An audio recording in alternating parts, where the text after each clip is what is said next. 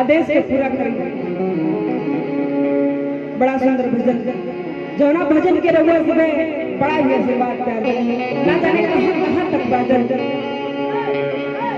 ये भजन उस समय के जब भैया विकास जग जननी मां जगदम्बा श्री जानकी जी जब लंका में रली तब हनुमान जी महाराज लंका नगरी में पहुंचल बनी मैया जानकी की खबर लेवे।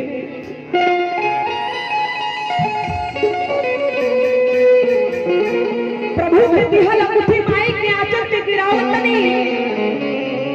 मैया पूछली कि तू के हो कहां से आइल बड़ा अपन परिचय बतावा।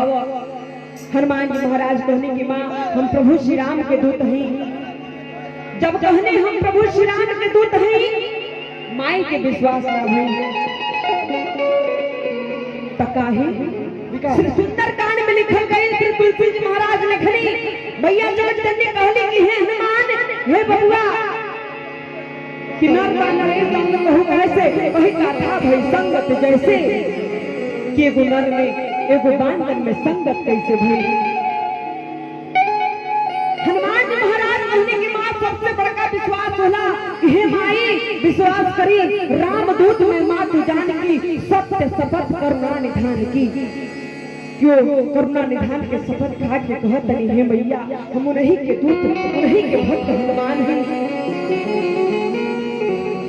माई जब करुणा निधान के नाम सुनली त आंख में आंसू भर गई रो रो के पूछे लगली कहली कि हे बबुआ ये बताओ कि बबुआ लखन जी कैसे बनी प्रभु श्री रामचंद्र जी कैसे बनी। मैया जानकी जी रो रो के पूछे तरीके से हरे राम हरे राम राम राम हरे हरे हरे कृष्णा हरे कृष्णा कृष्ण कृष्ण हरे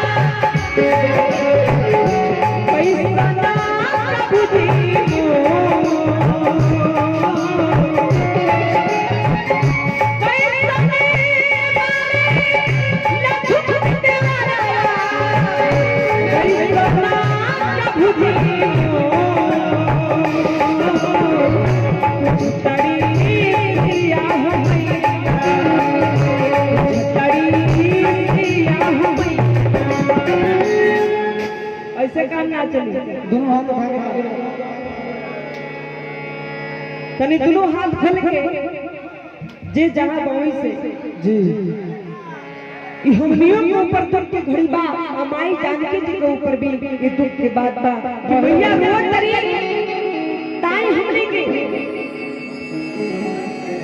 हृदय से ताली बजा के तनी माई के हमने के साथ भी भाव लागल बा कैसे पूछताड़ी सिया हो भैया पूछताड़ी सिया हो भैया मेरा नैना चलो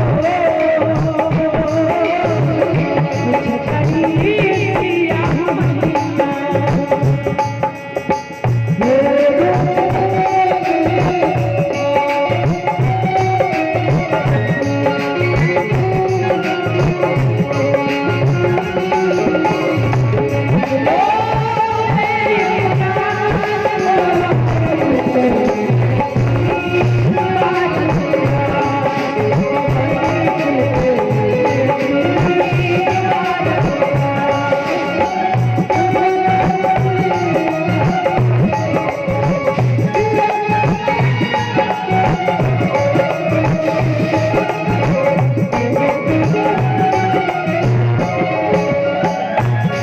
भैया सीता जी रोज कहली कि हे बबुआ